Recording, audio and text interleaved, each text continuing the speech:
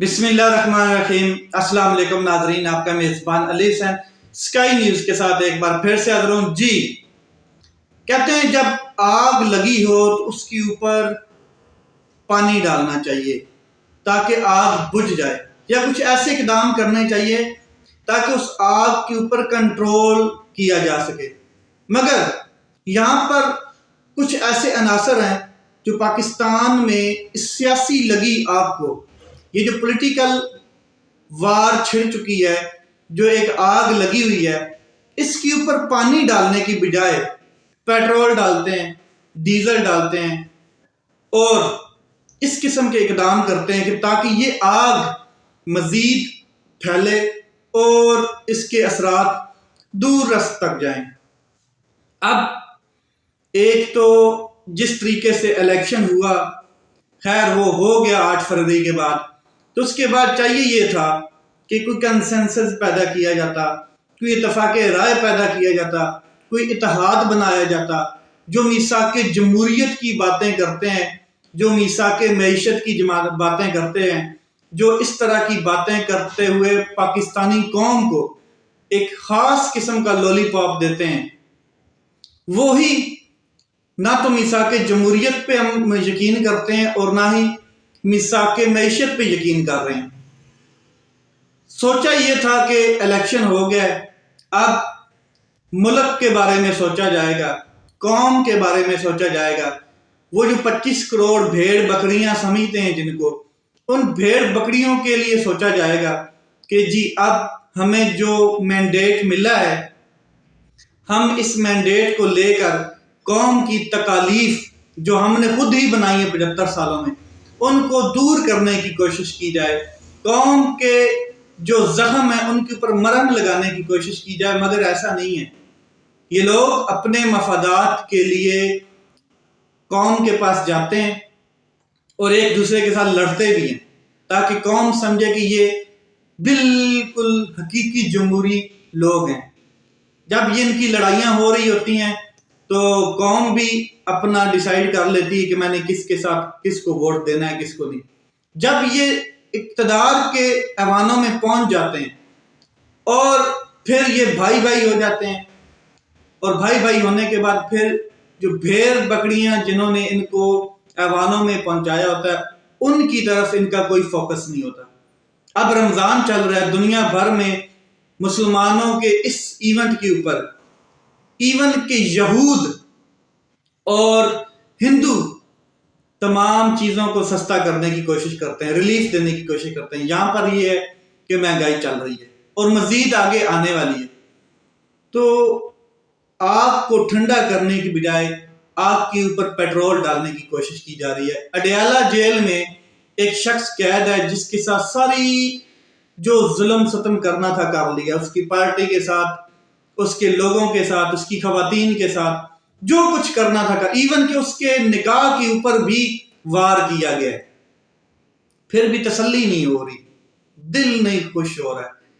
اور حکومت کا فوکس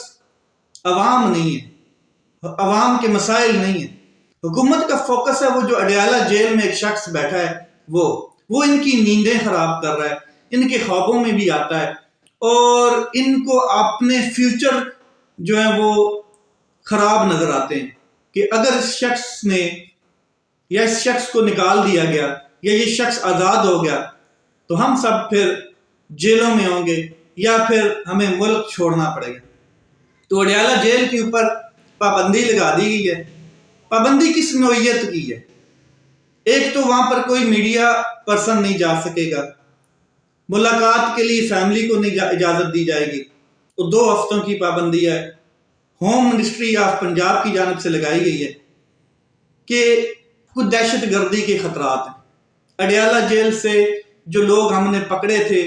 وہ ایک خاص تنظیم کے لوگ تھے اور وہ دہشت گردی جیسے ایونٹ کرنا چاہتے تھے۔ اس وجہ سے صرف اڈیالہ جیل نہیں بلکہ ڈی آئی خان کی جیل اور 2-3 اور جیلیں ہیں جن کے اوپر یہ پابندی لگائی گئی ہے، ان کا آڈٹ کیا جائے گا، سیکیورٹی کا آڈٹ کیا جائے گا اور اندر سے تمام چیزیں چیک اپ کی جائیں گی۔ جو ٹھیکیداریاں ہیں وہ بھی چیک کی جائیں گی، جو لوگ اندر آتے ہیں جاتے ہیں وہ بھی چیک کیے جائیں گے، جو ان کے مہمان آتے ہیں جو ان کے ملاقاتیں آتی ہیں وہ بھی، تو یہ ساری پابندی لگائی گئی ہے۔ مقصد صرف یہ نہیں ہے، مقصد یہ ہے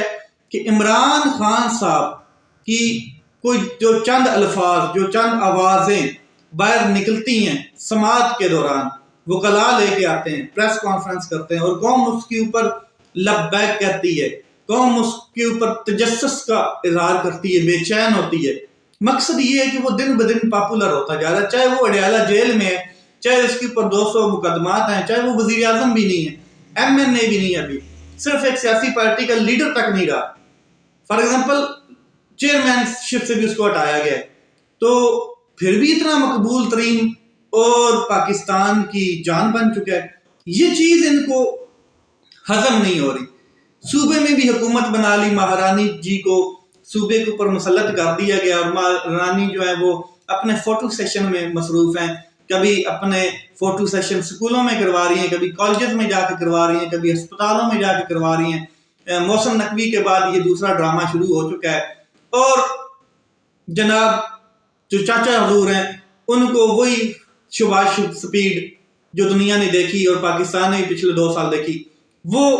پاکستان کے اوپر مسلط ہیں۔ حکومتیں بھی مل چکی ہیں، عہدے بھی مل چکے ہیں، طاقت کا نشہ بھی مل چکا ہے، سہولت کاری بھی ہے،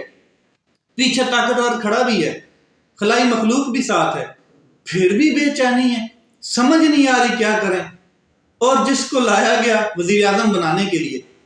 وہ بس اپنی سیٹ کے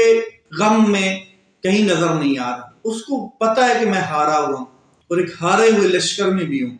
میرا لشکر بھی ہار چکا ہے، مگر وہ بے چینی کہ میری سیٹ کسی طریقے سے بچ جائے۔ بڑی گریس سے 3 بار آپ وزیر اعظم بنے اور گریسفلی آپ ریٹائرڈ ہو جاتے، بات ختم ہے، کیا ضرورت تھی دوبارہ پنگے لینے کی؟ لیکن نہیں، وہ جو طاقت کا نشہ ہے، وہ کرسی کا نشہ ہے، وہ جو اپنے مخالفین کو نیچا دکھانے کا نشہ ہے، وہ ختم نہیں ہو رہا نا، وہ اندر سے سیچوریشن نہیں کمپلیٹ ہو رہی۔ تو اب اڈیالہ جیل میں جو یہ سختی کی گئی ہے، عمران خان صاحب سے وکلاء کو نہیں ملنے دیا جا رہا، تو اس کے اوپر سوشل میڈیا کے اوپر بھی کافی ایک ری ایکشن آیا ہے۔ تحریک انصاف جو سوچ رہی تھی کہ عید کے بعد کوئی موومنٹ چلائیں گے، تحریک چلائیں گے، اور ایک بڑی تحریک چلائیں گے عید کے بعد، اور ملین مارچ کا سوچ رہے تھے، وہ 23 مارچ کو ایک جلسے کا سوچ رہے تھے اسلام آباد میں، تو یہ چیزیں جن دن بدن اتنی خطرناک سچویشن میں جا رہی ہیں کہ وہ اب ان کو مجبوری، ان کے پاس کوئی راستہ نہیں نظر آ رہا۔ عدالتیں ہیں وہ سہولت کاری کر رہی ہیں، اور طاقتور وہ ویسے سہولت کاری کر چکا ہے، تو تحریک انصاف کے پاس جو اب آپشن ہے وہ یہی ہے کہ وہ دھرنے دیں، سڑکوں پر آئیں اور جلسے کریں، جلوس کریں، لانگ مارچ کریں، ملین مارچ کریں، اڈیالہ جیل کے بعد دھرنا دیں۔ یہ چیزیں ساری ان کے سامنے آ رہی ہیں، اور تو ان کے سامنے کچھ نہیں نظر آ رہا، کیونکہ لیگلی فارم جتنے ہیں ان کے اوپر تو کنٹرول ہو چکا ہے، ان کو کنٹرول کر لیا گیا ہے۔ تو اب ان کے پاس ایک ہی چیز ہے، اور یہ ان کو پتہ ہے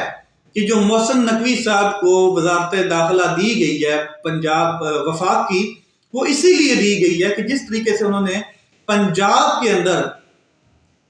پورا ظلم ستم بربریت کی ہے، تو وفاق میں بھی اسی طرح وہ کام کریں۔ ان کا کام جو ہے وہ آپ کو نظر آئے گا انشاءاللہ۔ ابھی تو وفاق میں انہوں نے عہدے کا حلف لیا ہے، چارج سنبھالا ہے، اور ابھی ریلیف اپنے لوگوں کو دیں گے پہلے، پھر جا کے آگے جو موومنٹس نکلیں گی مخالفین کی، جو جلسے جلوس دھرنے نکلیں گے، ان کے اوپر کریک ڈاؤن دیکھیے گا کیسے ہوتے ہیں۔ کوئی تبدیلی نہیں آئی ہے، وہی آئی جیز ہیں، وہی بیوروکریسی چل رہی ہے، ان کے اسی پالیسی کے تحت چل رہی ہے، کوئی تبدیلی نہیں ہے۔ تو یہ تحریک انصاف یہ بات سمجھتی ہے، اس کے باوجود وہ یہ سمجھتے ہیں کہ یہ کریک ڈاؤن کریں گے، یہ ماریں گے، یہ پیٹیں گے، گرفتاریاں کریں گے۔ انہوں نے یہ کال دے دی ہے،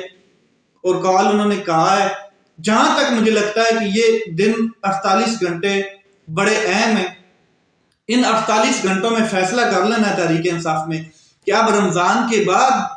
ہمیں کوئی movement long march, million March کرنا چاہیے، کہ جیسے علیمہ خان صاحبہ اور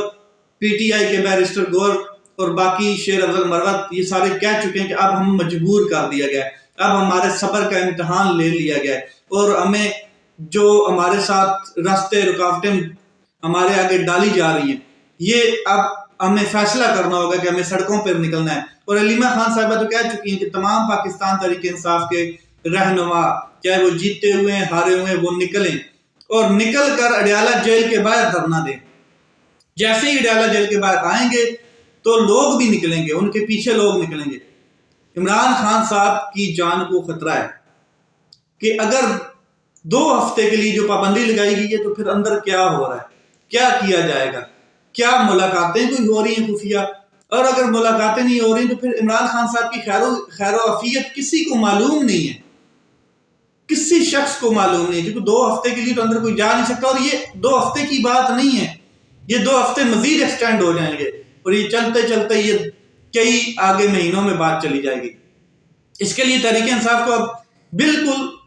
ٹھوس اقدام اٹھانے پڑیں گے، کیونکہ راستہ جو ہے مشکل ہے اور کٹھن ہے، اور یہ پہلے بھی راستہ مشکل راستے سے گزر کے آ چکے ہیں۔ تو دوسری جانب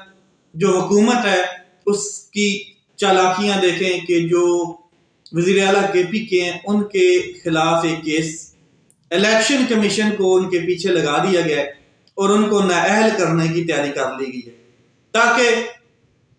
جو صوبہ کے پی کے ہے وہ بھی کسی طریقے سے ہڑپ کر لیا جائے،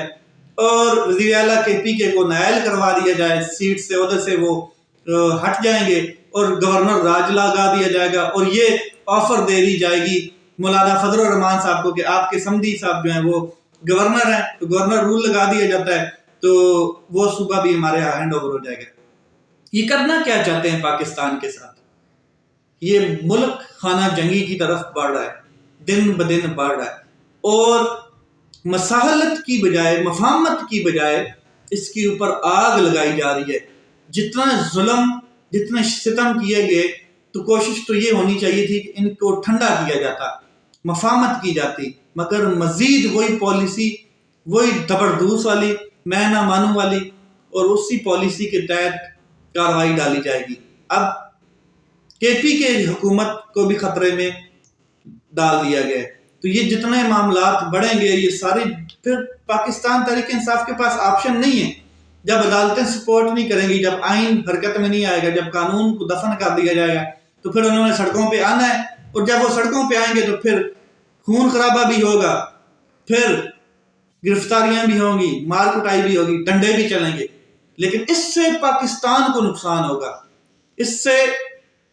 جو پاکستان کے ادارے ہیں ان کی ساخت کمزور ہوگی، اس سے عوام پاکستان کے اداروں کے سامنے آ جائیں گے، اور یہ چیزیں پاکستان کے حق میں نہیں ہیں۔ حکومتیں بن گئی ہیں، ان کا فوکس اب عوام کا ہونا چاہیے کہ عوام کی جو مشکلات ہیں ان کو کسی طریقے سے کنٹرول کیا جائے، مگر ان کے اندر کی جو آگ ہے، جو انا ہے، وہی نہیں ختم ہو رہی، اور سہولت کار تو اپنی کرسیاں بچانے کے لیے ملک کو بربادی کی طرف لے کے جا رہے ہیں۔ لیٹس سی کیا ہوتا ہے۔ اپنا خیال رکھیں، اپنے بھائی کے اس چینل کا خیال رکھیں۔ پاکستان زندہ باد۔